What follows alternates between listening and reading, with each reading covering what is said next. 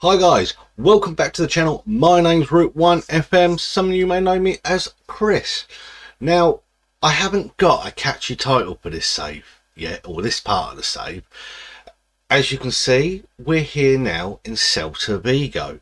We resigned from Sunderland in the last video, and I explained why I left Sunderland, and we've been given a chance to come here at Celta Vigo. So welcome. So if you've got a name for this part of the save, please drop it down below in the comments section. Now, what can I say? It's been interesting to try and play around with Spanish football, I will say that. Trying to negotiate the rules. It's been a very long time since I've been in Spanish football. I think the last time was, FM 08, I believe, where I done like a little Real Madrid save, but I've got to learn it all again. And Celta Vigo has been very interesting. First of all, I want to take a shout out to the Kit Basher system again to show the kits here to my right, over my right hand shoulder. We've gone with Adidas, which is where their predominantly sponsorship is at the minute in IRL, but we've gone with a root beer company. To a little play on my name there, A&W Root Beer. So they are now the club sponsor, their main sponsor of the shirt. Pre-season, what can I say? Pre-season went very well, but I know what you lot are waiting for. You're waiting for the transfers. So if you haven't already, please click that thumbs up button, hit the subscribe button as well, and like I said earlier, leave a comment on what you think this leg of the save should be. So let's get into one of the best features on the game, and that is the transfers. Now, going back to the end of 27-28, I come in with no one here, and all of a sudden Sapinov, I believe that's how you pronounce it, who's arrived in from Tottenham. He is a goalkeeper, so he's coming a bit Russian. He's coming as my number one, a sweeper keeper predominantly. So he's coming, he's got some good stats there. So he came in from Tottenham on a free transfer. As some of you may have known and seen from my Twitter, Instagram, TikTok, we also signed from Sunderland Santiago Munez. The Mexicans come in. He's come into Celta Vigo, have a bit of a change in life. We'll look at his career stats because I bought him in at Sunderland for 3 seasons, where he got 19 goals in his first season, 3 in the following season, and then 12 in the season after that. So he knows how to find the goal, find the net. He also got 19 at Liga MX as well, or Liga da Expansion, which I think might be the 2nd division. I'm not 100% sure. So he's got something about him. So he's hit the ground running. He's played 6 games for us so far and scored 3 goals, which I think is not a bad return. Also, there's a deal here for Dudu Lakabuki, I believe. He's a Belgian midfielder, but Sunderland wanted him, so we sold him to them, and they also gave me my former goalkeeper, who I bought him from Ajax, Charlie Setford. So he's coming as a backup keeper, a emergency backup keeper in a way, but he's got potential to be a lot more. So he knows the European scene, so we can go from there. As you can see, we've done some sales. Aaron Martin, Tapi Gavan also left the club. Going into the turn, the 28-29 season, we brought in Franklin from Sunderland as well. Yes, again, I raided my old club, but this Brazilian has something about him, and I will say that. He's got a couple of goals already in pre-season, 1 goal already in Europa League, but something about him, I just had to buy him. He looked good at Sunderland in pre-season and was doing well when he went out on loan. Just look at him, he's got 16 goals for the MK Dons last season. Boreham Wood as well, he got 14 goals, so he's still a young prospect. Never made an appearance for Sunderland competitively, but he had something about him, and in Corinthians he had a couple of games, so hopefully I can find his feet here.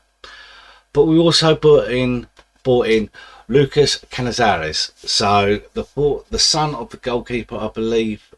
If I can get it up here, probably he is a Spanish goalkeeper. I believe Lelujo had him in his Real Madrid save, or tried to, but we bought him in, and again, he's my number 2 goalkeeper, coming from Alves, nice and cheap. But my deadline signing is this guy, Daniel Forte, the only guy in the team with a mohawk, and he has got something about him. 22 years old, from Portugal. He's got 4-star potential, and he is, the games that he's come on, he has literally lit up the scene. He is good. 421 caps. Hopefully I can nurture him and make him into something else, depending on how long I'm here in Spain. But he is one to look out for the future. We've also sold, obviously, Ruben Blanco, Gil, Aruru, Belan, Alvarez, Keh, and Benitez. So all of them have left the club. So I'm left with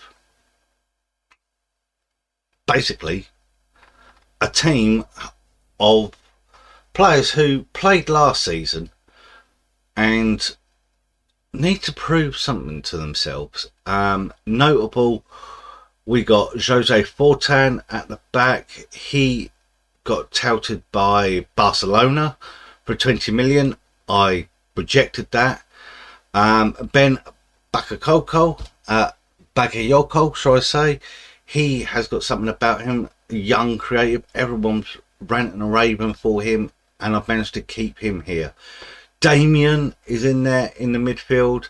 He's a mid-aged, obviously in his 20s, technician in there. We've got Santi Mina, who is an older head to the team. He's wanted by a few clubs, but he is still stayed here. Wanted by Aston Villa now, but he is unhappy because of the sale of Javi Galawon. So a few of them stood by that player as well, but I needed to bring in some funds so I can build the team that I wanted to. Obviously, Dennis Suarez, he's 34 years old now, but he's still going strong. Bras Mendes, another old hat.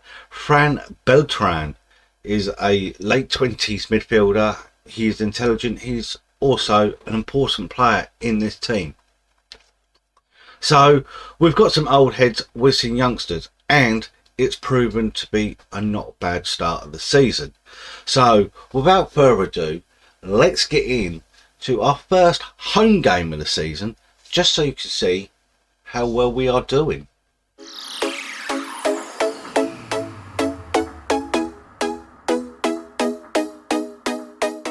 And here we go. You join us here in the first game at home for myself and Celta Vigo this season. And we start on the back foot with Hushia going close twice. One from the free kick and then from the set play, hitting the inside the post. Just getting saved off the line there. But it is literally all them. The away team is literally attacking, and we can't get on the ball at the minute. But what can we do to change this? And as they come up again, they're in, and Canizares makes a great save. Canizares starting in goal at the moment because of an injury to Stapalov. So we'll get to see how he progressed. And I got to admit, he ain't done too bad. We did play Real Betis in our first game, and we lost 3-1 away from home. So we had to do something about it. But Damien there pulling the strings with Beltran. De Leon is a striker who needs goals, but he sets up Manuel Rodriguez for his second goal of the season. So it's really good to see the wingers getting on the score sheet. Like I said, he's got 2 this season. Rodriguez again tries to drive, but Damien picks up the ball. And look at that, Beltran just knows where he is. Sate, Rodriguez, lot of intricate play, but he's gone round that person there. Damien pushing forward, but he goes back to Martinez. Fraudland. Martinez into Bellerin. Rodriguez to De Leon. It goes out wide looking for a cross. Damien gets it back in. Mina on the turn and he makes it 2. But the ref is going to VAR. He's going to VAR on this one. It's been given. I can tell you now, it has been given. It's a goal. So Mina getting on the score sheet. Damien with a corner, looking for Mina again off the head. But it's come back. Rodriguez trickling around. Sante, Martinez, Beltran, De Leon, Damien, Rodriguez. Little chip and it's in. What a fantastic goal. And they're calling VAR again. Is it offside? No. The ref's given it. The ref has given it. Rodriguez gets his second of the game. So we are now literally 3-0 up and cruising in our first home game of the season. Rodriguez again looking to play out wide to Mina. Mina into Muniz. Muniz turns. De Leon. Oh, look at that. Threaded ball. And Rodriguez grabs his hat-trick. That is a fantastic play there. So, what can I say? It's a hat-trick on a home debut, shall I say. It feels really good. 4-0 up. And what could happen now? Well, hopefully our concentration don't drop. That is the thing. Canizares picks up the ball from the back pass, plays it long, looking for Muniz. Muniz loses out. Vasquez, Joaquin, Pitta on the attack, looking for Bayo, but he picks up again. Bayo gets it again. Pitta again. Wallace. Vasquez, great ball through, and they have pulled a goal back. It is now 4-1. So, seems not like what they should be. But we go again. Mina.